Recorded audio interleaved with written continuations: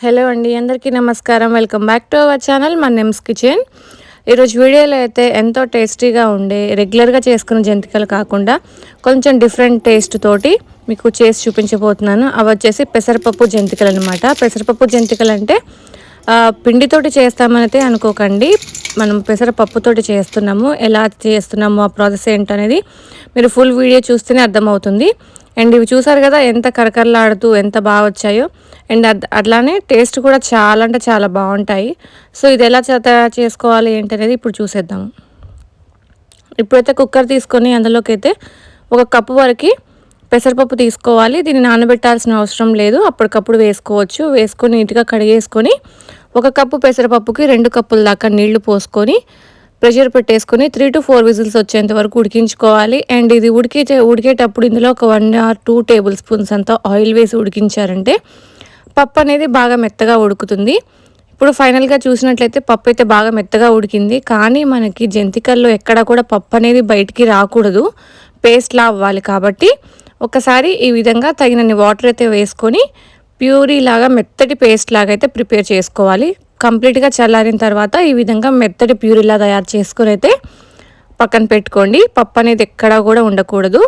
ఇప్పుడైతే ఇంకొక బేసిన్ తీసుకొని బేసిన్లోకి మనం తీసుకున్న పెసరపప్పు ఏ కప్ తోటి అయితే తీసుకున్నామో అదే కప్ తోటి 1 కప్పు పెసరపప్పుకి 6 కప్పుల దాకా బియ్యపిండి వేసుకోవాలి. ఇది పొడి బియ్యపిండే, తడి బియ్యపిండి అయితే ఏమీ కాదు. ఈ బియ్యపిండిలోకి రుచికి సరిపడినంత ఉప్పు, పసుపు, కారం, అలాగే ఒక 2 టేబుల్ స్పూన్ల దాకా వాముని అరచేతిలో వేసుకొని కాస్తంత నలిచి వేశారంటే ఆ ఫ్లేవర్ అనేది బాగా తెలుస్తుంది. అండ్ అరుగుదల కూడా చాలా బాగుంటుంది. అలాగే ఇందులోకి నువ్వులు కూడా వేసుకోవాలి. నువ్వులు మీరు తెల్ల నువ్వులైనా వేసుకోవచ్చు, నల్ల నువ్వులైనా వేసుకోవచ్చు. ఇవన్నీ వేసేసుకొని ఒకసారి అయితే బాగా మిక్స్ చేసుకోవాలి.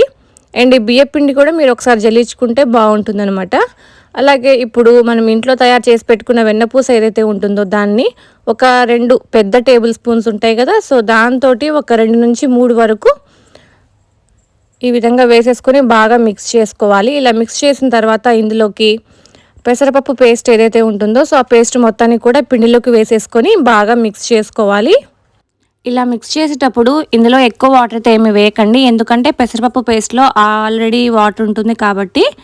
సో అదంతా కలుపుకున్న తర్వాత అప్పుడు మనకి ఎంత అవసరమైతే అంత వాటర్ని అయితే కలుపుకొని ఈ పిండిని అయితే ఈ విధంగా ముద్దలాగా ఫామ్ చేసుకోవాలి. నేను ఎక్కువ క్వాంటిటీలో చేయడం వల్ల పిండి అనేది మొత్తం ఒక చోటికి దగ్గరగా అయితే రాదు, కాబట్టి కొంచెం కొంచెంగా ఈ విధంగా పిండి ముద్దలాగా తయారు చేసుకోవాలి.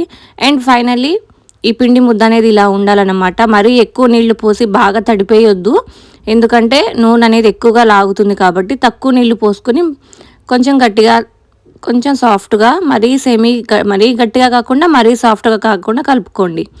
ఇప్పుడైతే జంతికల గొట్టం తీసుకొని జంతికల గొట్టంలోకి అయితే ఆయిల్ అంతా అప్లై చేసేసుకోవాలి. నేనైతే గన్ టైప్ యూజ్ చేస్తున్నాను, సో నాకైతే అదే కంఫర్ట్ అనిపించింది. అండ్ మన చేతులు పెట్టి ప్రెస్ చేసేదైతే కొంచెం కష్టంగా ఉంటుంది. ఇదైతే మనం ఎవరి హెల్ప్ లేకుండా మనమే తయారు చేసుకోవచ్చు. ఇప్పుడైతే అందులోకి పిండి ముద్దను పెట్టేసుకొని పైన మూతతోటి కంప్లీట్గా క్లోజ్ చేసేసుకొని ఒక ఆయిల్ పేపర్ కానీ లేకపోతే ఒక ప్లాస్టిక్ పేపర్ మీద ఆయిల్ అప్లై చేసి కానీ తీసుకోవాలి. దాని మీదకి ఈ విధంగా జంతికల షేప్లోకి మీరు ఈ విధంగా ప్రెస్ చేసుకోవాలి. మీరు ఎన్ని జంతికలు కావాలో ఆ కవర్ని బట్టి మీరు అన్ని జంతికలు ఒత్తుకోండి. సో నేనైతే కొన్ని జంతికల్లాగా చేశాను, ఇంకొన్ని ఏంటంటే మనం కారపూస ఎలా చేసుకుంటామో కళాయి నిండా ఒకేసారి ప్రెస్ చేసి అలా చేసుకున్నాను అనమాట. సో ఇదే విధంగా అన్నిటిని కూడా ఇలానే ప్రెస్ చేసుకోవాలి.